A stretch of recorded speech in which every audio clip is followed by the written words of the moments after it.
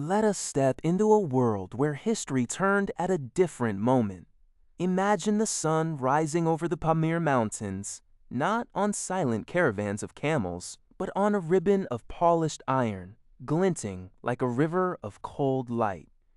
It is a world where the Silk Road, that ancient artery of whispers and wonders, became a railway in antiquity. This is the story of a gentle revolution, of steam and silk, and of how a single idea, born from observation and nurtured by peace, wove the continents together centuries before our own time. Our point of divergence is a quiet one, found not on a battlefield, but in a dusty courtyard workshop in the city of Luoyang during the Later Han Dynasty. The year, by our old calendar, is 122 CE. The court astronomer and engineer, Zhang Heng, has just perfected his seismoscope, a bronze vessel that can detect distant earthquakes. But his restless mind is elsewhere. He watches water boil in a large kettle over a furnace, the lid rattling insistently with the contained force of the steam. For days, he has been experimenting with a small, hollow bronze sphere, attaching it to the kettle with bamboo pipes. When the steam is channeled, the sphere spins, whirling on a pivot. His assistants see a curious toy. Zhang Heng sees the breath of a dragon harnessed. He writes a memorial to the emperor, not about celestial portents, but about terrestrial possibility. He proposes a self-moving carriage that runs on forged iron paths, driven by the force of boiling water, to carry the grain of the fertile south to the garrisoned towns of the north. The idea is met with polite interest, then bureaucratic delay. But the seed is planted. Over the next 50 years, in the long peace maintained by the Han, the concept is refined. Other minds add to it. A better valve system from a clever artisan in Chang'an. The idea of linking carriages together from a minister who recalls the strings of pack horses.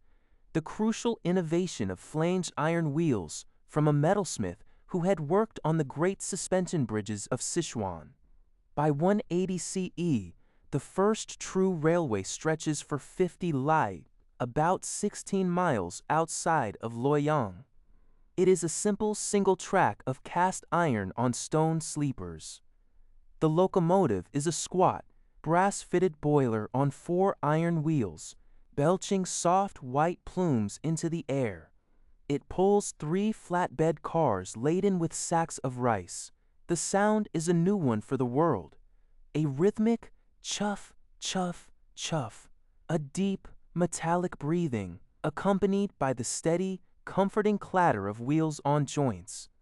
Farmers stop in their fields to watch it pass. Children run alongside, their laughter mixing with the steam's hiss. It is slow, barely faster than a trotting horse, but it does not tire. It runs from dawn until the firebox needs refueling. The economic logic is immediately apparent. 1 machine, 3 men, and the load of 50 ox carts. The knowledge spreads like ink on damp paper. It travels with merchants down the southern Silk Road, and with diplomatic missions westward, it reaches the Parthian Empire, where engineers in Ctesiphon see its potential for crossing the arid stretches between their oasis cities. They adapt the design, using local bitumen for fuel and developing sturdier wagons for the transport of dates and wool. By 220 CE, as the Han Dynasty fragments, the technology does not die with it. Instead, it becomes a tool of the competing 3 kingdoms, each building short lines to move troops and supplies, not for grand bloody campaigns, but for the fortification of borders, creating a stable, if tense, equilibrium. The railway becomes an instrument of defined frontiers, not blurred ones. Now, picture the world 3 centuries later. The great empires have risen and fallen, but the railway has endured, evolving. In the Mediterranean, Roman engineers, having received schematics from Palmyrene traders, integrate the concept with their own genius for roads and aqueducts. They build the Via Ferrea, the Iron Way, first connecting the port of Ostia to Rome's granaries. The Roman locomotive is a more angular, practical beast, fired by charcoal from the forests of Cisalpine Gaul. In Persia, the Sasanians have constructed a magnificent line from the capital at Ike-Ctesiphon to the port of Charax on the Persian Gulf, their engines adorned with bas reliefs of Ahura Mazda, the smoke rising like a form of sacred fire. And so, the separate threads begin to reach for one another. It is a slow convergence, measured in generations of surveyors mapping passes, of negotiators securing rights of way, of laborers, not slaves, but paid workers. For the work is too skilled, laying mile upon mile of track. The Tibetan Plateau remains a formidable barrier, so the main transcontinental route snakes north through the easier passes of the Tian Shan Mountains, then south of the Caspian Sea.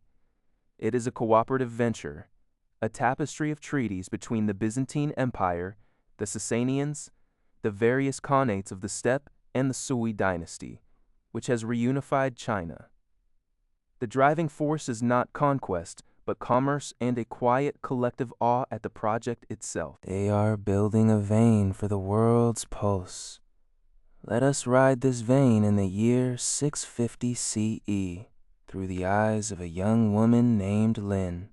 She is a poet from Hangzhou, embarking on a journey that would have been the work of a lifetime for her ancestors. She is bound for Constantinople to study and translate Greek philosophical texts held in the Imperial Library, part of a cultural exchange program funded by silk merchants. We join her at the great terminus station in Chong'an. The station is not a bare platform, but a vast pavilion structure, a city within a city. The roof is sweeping, curved tile supported by countless red lacquered pillars. The air inside is a unique bouquet. The mineral scent of steam, the rich odor of hot machine oil, the sweetness of roasting chestnuts from vendors' stalls, and the faint, perpetual fragrance of sandalwood from the incense burners placed to honor the engine's spirits. The sounds are a symphony of purposeful life, the low, conversational murmur of 1,000 travelers in 12 languages.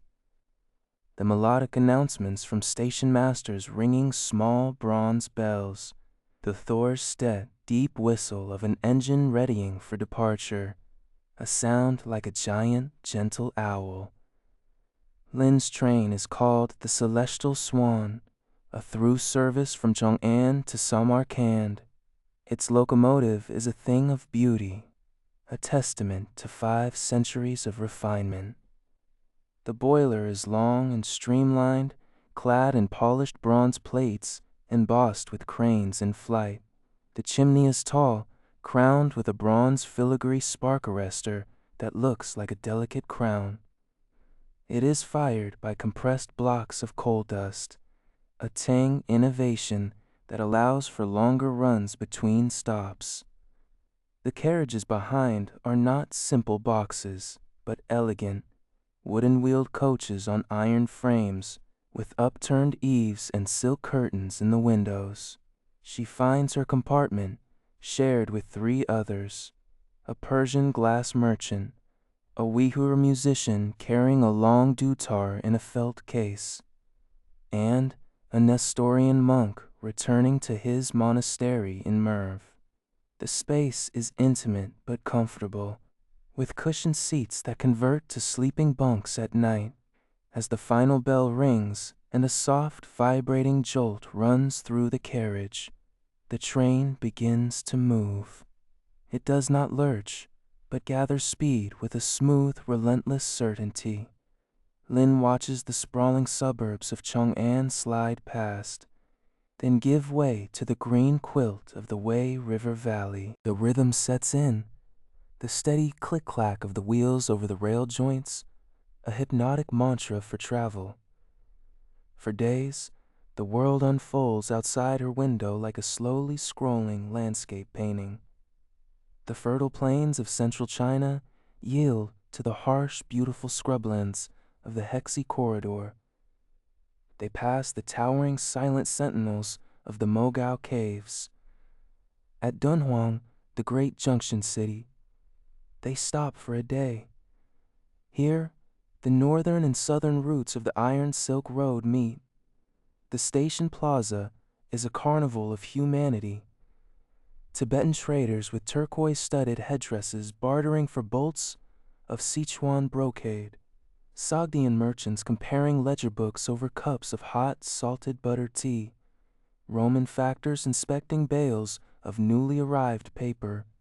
The air is thick with the dust of the desert and the promise of distant places. Back on the train, they climb into the mountains. Here, the engineering triumphs reveal themselves. The track loops in great, graceful spirals to gain height, crossing deep gorges on slender, arched viaducts of stone and iron.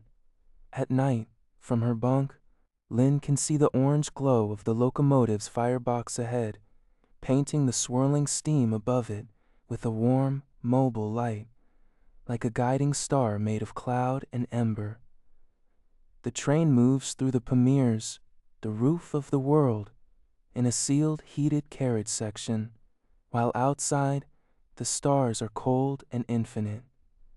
Weeks into the journey, the landscapes soften. They roll through the fertile Fergana Valley, then into the golden, sun-baked expanses of Sogdia. The stop in Samarkand is a blur of blue-tiled architecture and the scent of apricots drying on rooftops. Lynn transfers to the Persian Phoenix line. The engines here, adorned with glazed tilework in lapis and turquoise. The Iranian plateau spreads out, stark and majestic. Finally, after 2 months of travel, a journey that once took 2 years by camel, if you survived, she sees the shimmer of the Bosphorus and beyond it, the fabled walls and domes of Constantinople. The terminus there, the Stathmus Sideris, is a marvel of Byzantine-Roman fusion, a vast cruciform basil, tapast of stone and light. Massive pillars of Proconesian marble, veined like frozen smoke, support a ceiling inlaid with a mosaic of Christ Pantocrator, his hand raised not in judgment, but seeming to bless the comings and goings below. The air here smells different, less of sandalwood and coal, more of sea salt, cold stone, and the faint, sweet resin of Greek firewood burning in the station's great braziers. The announcements are a melodic call in Greek and Latin, echoing under the lofty dome. Lynn disembarks, her legs feeling strangely light after so long with the train's motion still thrumming in her bones.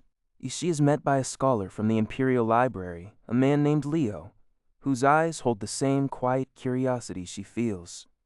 As he guides her through the bustling Stathmos, she sees engines of a different lineage, lower, broader, with massive driving wheels and boilers clad in beaten copper that gleamed like ancient armor. They hissed patiently on sidings, their tenders stacked with neat cords of olive wood. The world, she realized, was not just connected, it was reflected, adapted, made local in 1,000 beautiful ways. Her days in Constantinople settled into a rhythm as steady as the trains. Mornings were spent in the scriptorium of the library, a sunlit room where the dust motes danced in beams of light falling between shelves of vellum and pie price. She worked alongside Leo, translating fragments of Plato and Aristotle, her brush translating Greek concepts into elegant Chinese characters. His stylus doing the reverse with Taoist texts she had brought. The railway had made this exchange of thought not just possible, but routine. Ideas, like spices and silks, now had a reliable conduit.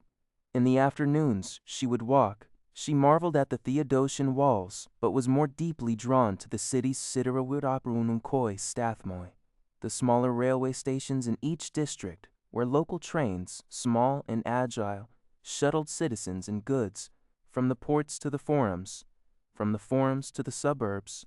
She saw vegetables from Anatolia, arriving still dew-damp at dawn, and fresh-caught tuna from the Aegean being loaded onto ice-cooled freight cars, bound for inland cities.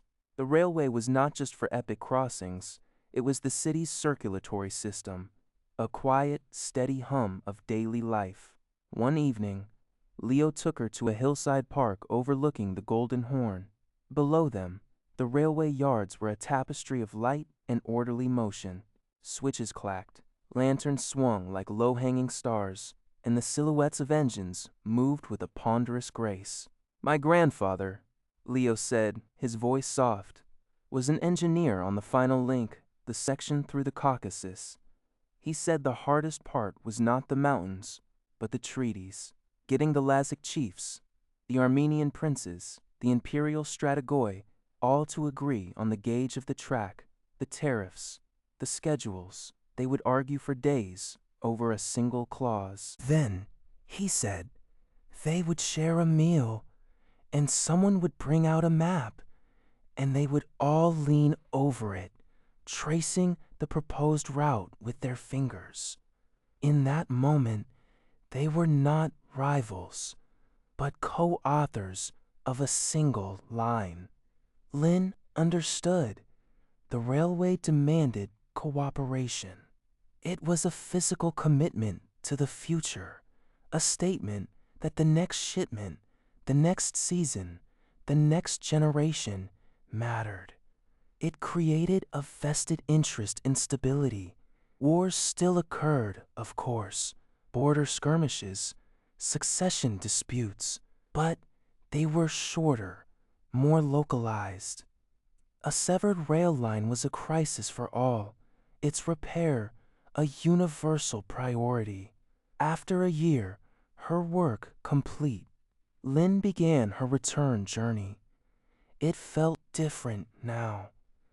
The names on the station placards, Thessaloniki, Ankara, Tbilisi, Merv, Bukhara, were no longer just exotic syllables.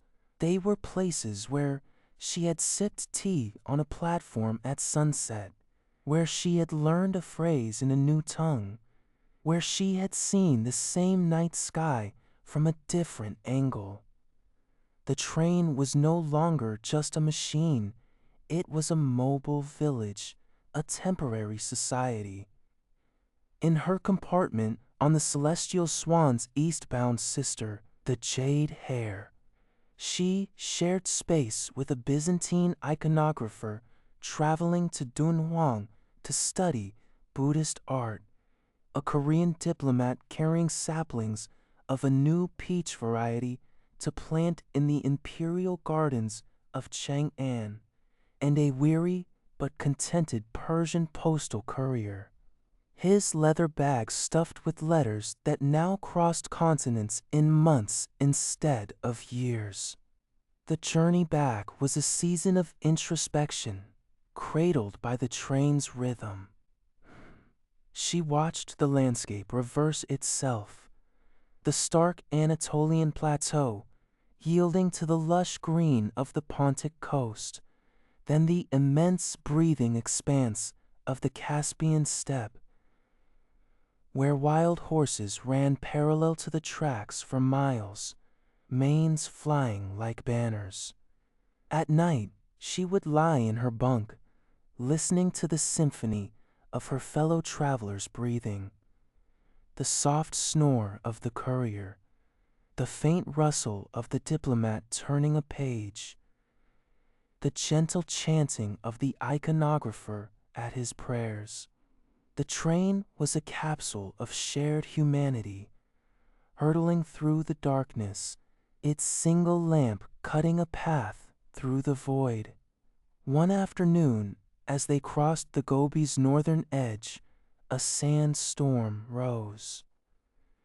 The world outside her window dissolved into a swirling ochre haze. The train slowed to a crawl, its deep whistle blowing a long, low warning note that was swallowed by the wind's roar. The conductor, a grizzled weir man with a face like weathered leather, moved calmly through the carriages, lighting the oil lamps and assuring everyone in a mix of languages. "The Tai Long, the Iron Dragon, has seen worse," he said, patting the carriage wall as if it were a living thing. "It knows the way. We will wait it out." And they did, huddled together in the warm lamplit glow, sharing stories and dried fruit as the storm howled outside. For Lin, it was a profound moment of trust, not just in the machine, but in the system, the accumulated knowledge of centuries that had built a shelter on wheels capable of weathering a desert's fury. When they finally pulled into Chang'an, the city seemed both familiar and strange. It was louder, denser, more vibrant than she remembered. The station was thicker, with the smells of 100 different cuisines, the announcements now including phrases from languages as far west as Frankish. She realized that while she had been away, the world had not paused, the connections had deepened, the weave had grown tighter. She did not write an epic poem about her journey. Instead, she composed a series of short, quiet verses, reflections from a moving window. They were not about grand sights, but about small moments. The sight of a Sogdian child waving from a mud brick house as the train passed. The pattern of rain on the glass as they traversed a Georgian forest. The way the steam from the engine at dawn would sometimes catch the light and create a fleeting, miniature rainbow over the coal tender. She wrote of the iron thread that stitched the quilts of the world together, and of the shared breath of the travelers in the night. Lin lived to see the network expand further.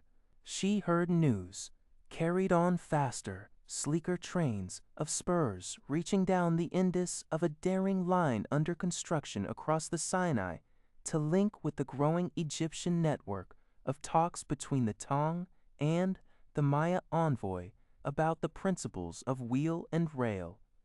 The world was not becoming one empire, but one conversation. Let us now take a final, broader view. Centuries later, by the year 1200 CE, in this world, the age of steam is mature.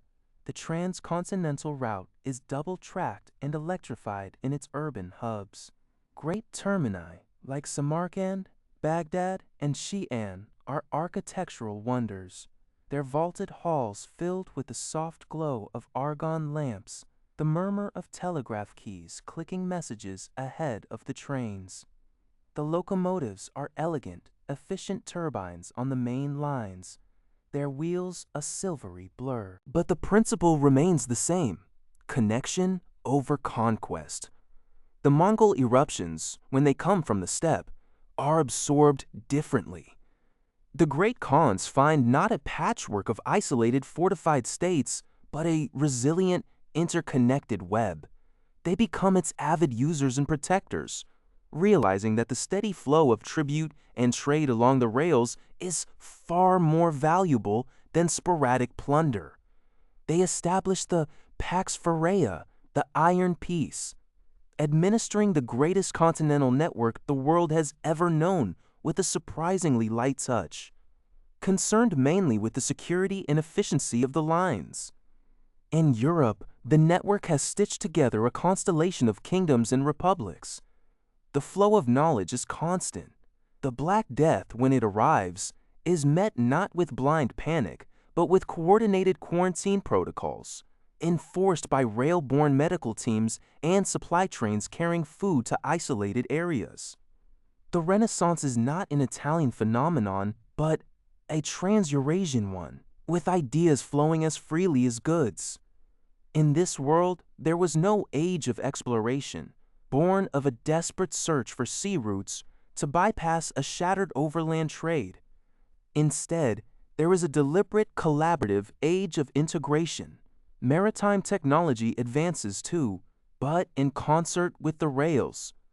Sleek, steam-assisted clippers carry goods and passengers across the oceans to coastal railheads from where they funnel into the heartlands. The first circumnavigations of the globe are accomplished by a combination of ship and train, celebrated as triumphs of global cooperation. What was lost in this gentler timeline?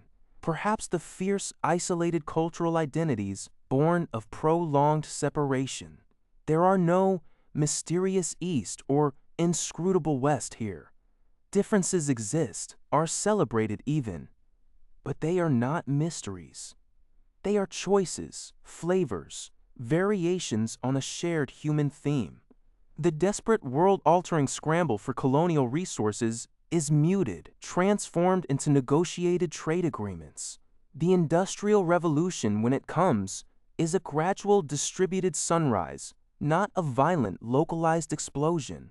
Its environmental toll is not absent, but it is recognized earlier and managed collectively. For a severed line affects everyone downstream.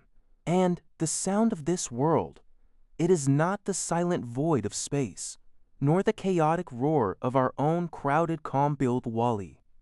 Past, it is the low, harmonious hum of a turbine at cruising speed. It is the rhythmic, reassuring click-clack that has been the heartbeat of civilization for a millennium. It is the sound of a world that chose, long ago, to build a bridge instead of a wall, to harness steam not just for power, but for peace. It is the sound of an idea, born from a rattling kettle lid in a Han Dynasty courtyard, that taught humanity a simple, enduring lesson. It is easier and far more profitable to meet each other